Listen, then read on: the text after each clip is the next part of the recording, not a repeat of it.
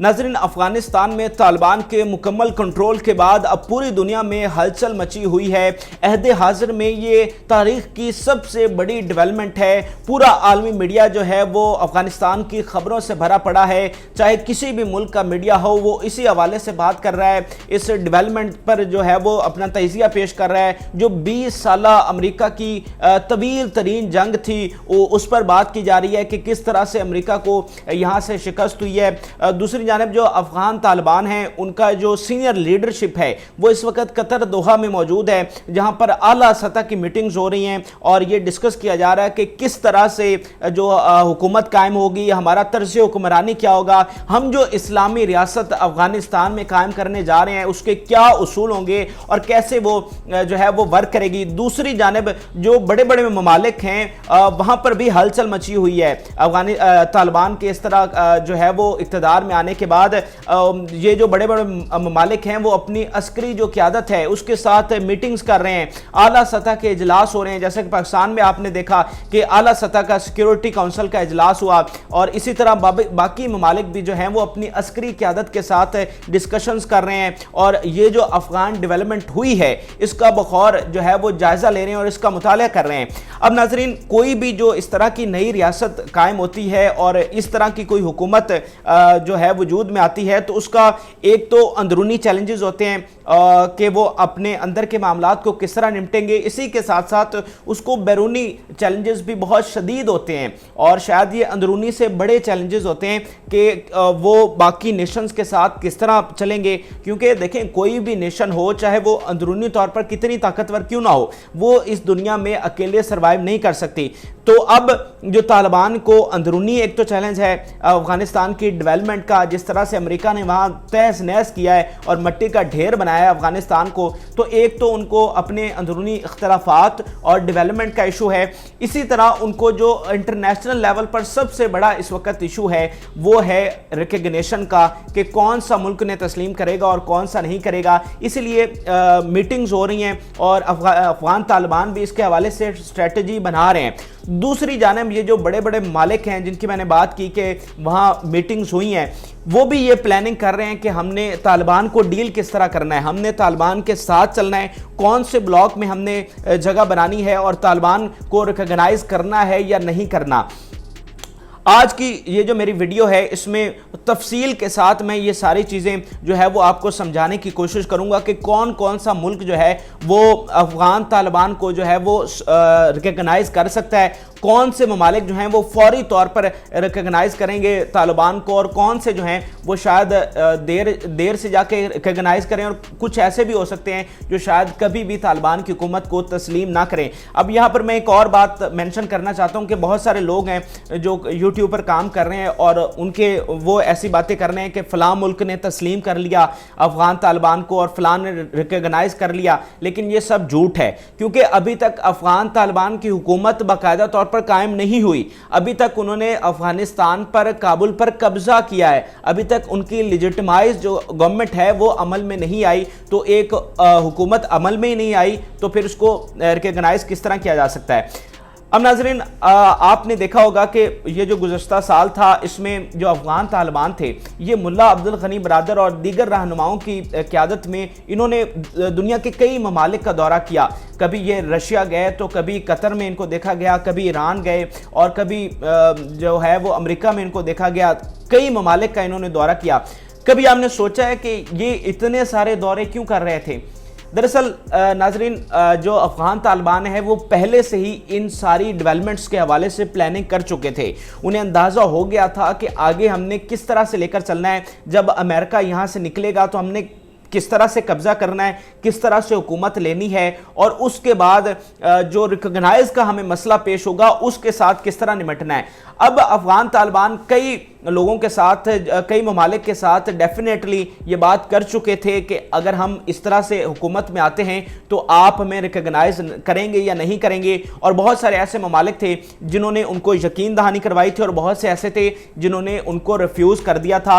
अब कई ममालिक की जानिब से जब से ये कब्जा हुआ है बयानात आए हैं जिससे वाज़ेह तौर पर यह इशारा मिल सकता है। देखें, मैंने आपको बताया था कि जो फॉरेन पॉलिसी होती है उसमें चीज़ें वाइट और ब्लैक में नहीं होती, आप वाज़े तौर पर समझ नहीं सकते। ये बहुत ही मसलिहत पसंद चीज़ें होती हैं, मसलिहत से भरपूर चीज़ें होती हैं, क्योंकि इंटरनेशनल लेवल पर जितने वाइड जो है वो हो रही होती हैं चीज़ें, तो उसको समझना जो है वो थोड़ा उसको बारीकी के साथ समझना पड़ता है। अब मैं आपको जिन ममालिक के पॉजिटिव बयान आए हैं तालिबान के हवाले से वो सामने रखता हूं, और जिससे पता चल जाएगा कि ये लोग जो है वो जल्द तालिबान को जो रिकॉग्नाइज करने वाले हैं। सबसे पहले मैं बात करता हूं ईरान की। ईरान के वज़ीर ख़ारजा ने बयान जारी किया है कि अमेरिका के निकल जाने से यहाँ पर देर पा अमन हो गया। तो आप अंदाज़ा लगा लीजिए कि ये ईरान ने डायरेक्टली अटैक किया है अमेरिका पर और तालिबान के हक में बयान दिया। यानी दुनिया का मीडिया, आलमी मीडिया ये कह रहा है कि तालिबान के वहाँ आने से कोई पुरतशद्दुद फ़िज़ा कायम हो जाएगी और ये पुरतशद्दुद लोग हैं, लेकिन ईरान कह रहा है कि तालिबान के आने से यहाँ पर अमन कायम हो गया। तो आप इससे वाज़ेह तौर पर इशारा ले सकते हैं कि जो पहला पड़ोसी मुल्क इनको तस्लीम करेगा तालिबान को और बहुत ही खुले दिल के साथ, वो ईरान होगा। अब बात करते हैं हमारे मुल्क पाकिस्तान की। पाकिस्तान में आला सतह का इजलास हुआ और उसके बाद इलामिया जारी किया गया जिसमें से काफ़ी सारी चीज़ें बयान की गई, लेकिन एक लाइन जो मैं आपको बताना चाहता हूँ कि पाकिस्तान ने यह कहा है कि अफ़गानियों की ग़ुलामी ख़त्म हुई। अब इस बयान को भी, इस लाइन को भी समझ लीजिए कि पाकिस्तान कह रहा है कि अमेरिका पे डायरेक्टली तंज किया है पाकिस्तान ने कि आप वहाँ पर इस तरह से मुसल्लत हुए थे तो अब आप निकले हो तो अफ़गान जो हैं वो आज़ाद हुए हैं और तालिबान का जो कब्ज़ा है इसका मतलब पाकिस्तान उनको रिकग्नाइज़ करेगा। और आपको शायद इस बात का पता नहीं है कि जब 95 में पहली दफ़ा तालिबान की हुकूमत आई थी तो जिस मुल्क ने तालिबान को रिकॉग्नाइज किया था वो पाकिस्तान था। अब चलते हैं रूस की जानिब से। अच्छा, रूस की जानिब से बड़ा ही इंटरेस्टिंग चीज़ें सामने आई हैं। दुनिया इस हवाले से तवक्को नहीं कर रही थी जिस तरह से उन्होंने जो है वो बयानात और स्टेटमेंट्स दी हैं। एक तो रूस ने जो एम्बेसी है काबुल में उसको, वो उनकी ऑपरेशनल है। कई जो ममालिक हैं, ख़ास तौर पर यूरोप के जो ममालिक हैं, उन्होंने अपनी एम्बेसीज बंद कर दी हैं काबुल में, लेकिन रूस जो है उसने अपनी एम्बेसी बंद नहीं की और वो अभी तक फंक्शनल है। इतने क्रूशल हालात में, सिक्योरिटी क्राइसिस में भी रूस की जो एम्बेसी है वहाँ पर फंक्शनल है। तो इससे आप अंदाज़ा लगा सकते हैं कि रूस को कोई तो ऐसी सिक्योरिटी की यकीन दहानी करवाई गई है या तो कोई तो ऐसी डील हुई है जिसमें जो है वो उनको ये बात बावर करवाई गई कि हम आपके लिए ख़तरा नहीं है और आप भी हमें बदले में जो है हमें ये बेनिफिट दें। तो रूस ने भी एक तो इंदिया दिया है बातचीत करने का। आज जो उनके एक सफ़ीर हैं वो जाकर मिलेंगे तालिबान की क़यादत से और सिक्योरिटी सूरत हाल पर बात होगी और रूस ने ये कहा है कि हम सिफारती ताल्लुकात जो हैं वो कायम करना चाहते हैं। अब चलते हैं चाइना की तरफ।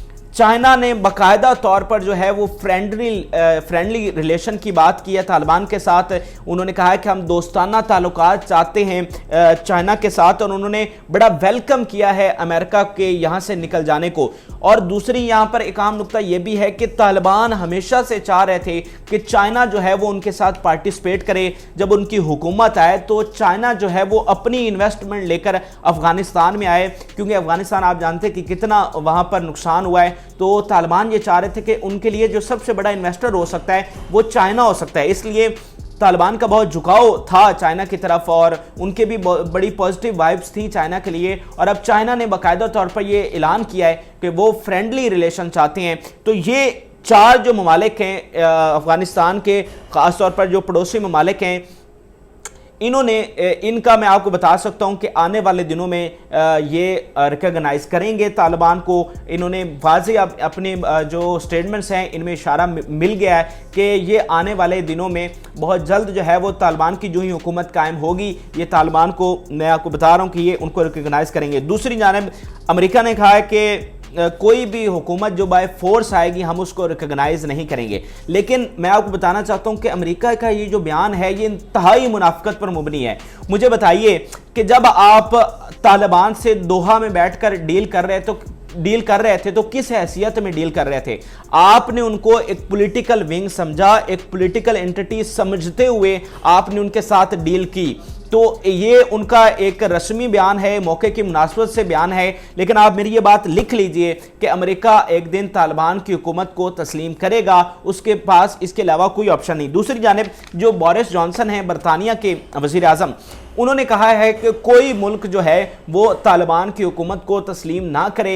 एक तो उन्होंने कहा कि बरतानिया उनको तस्लीम नहीं करने वाला, और अपील भी की है कि कोई मुल्क तालिबान की हुकूमत को तस्लीम ना करे। लेकिन मुझे ये लगता है, ये मेरा तज्जिया है 2 लाइनों का, कि आने वाले दिनों में एक कसीर तादाद जो है वो तालिबान की हुकूमत को तस्लीम करेगी और यूनाइटेड नेशन की जो मेंबरशिप है वो तालिबान को मिलेगी, और तालिबान एक उसी तरह की रियासत होंगी, उसी तरह की नेशन स्टेट होंगे जिस तरह की जो है वो बाकी रियासतें हैं। तो नाज़रीन, ये ख़ास डेवलपमेंट्स थी जो अभी हुई हैं, और ये वो एनालिटिकल तज्जिया, मैंने एनालिटिकल और रिसर्च बेस्ड चीज़ें आपके सामने रखी हैं। बहुत सारे लोग कह रहे हैं जी फ़लाँ ने तस्लीम कर लिया, फ़लाँ ने ऑफिशियली ये कह दिया। ऐसा नहीं है, अभी तक उनको तस्लीम नहीं किया गया। सिर्फ यही बातें हुई हैं जो मैंने आपके सामने रखी हैं, लेकिन ये बातें वाज़े इंदिया है कि ये ममालिक तो तालिबान को तस्लीम करने वाले हैं, कोई और करे ना करे। अब तालिबान के लिए पहला चैलेंज है हुकूमत बनाना, जिसकी वो तैयारी कर रहे हैं, और हुकूमत के बाद अब वो कोशिश उनकी होगी कि यूनाइटेड नेशन की मेंबरशिप ली जाए और ज़्यादा से ज़्यादा लोग उनकी हुकूमत को तस्लीम कर लें। और मुमकिन तौर पर यही नज़र आ रहा है कि तालिबान इसमें ज़रूर कामयाब हो जाएंगे। तो ये डिटेल्स थी, आप मेरी वीडियोस को देख रहे हैं और पूरी दुनिया से मुझे मैसेजेस आ रहे हैं, कमेंट्स आप कर रहे हैं, आपके प्यार का बहुत शुक्रिया। इसी तरह देखते रहिए, मेरे चैनल को ज़रूर सब्सक्राइब करें और ये मालूमात जो हैं वो इसको ज़्यादा से ज़्यादा लोगों तक पहुँचाएँ, ताकि ज़्यादा से ज़्यादा लोग जो ये डेवलपमेंट हुई है उससे अवेयर हो सकें। फिल वक्त के लिए इजाज़त दीजिए, अल्लाह हाफ़िज़।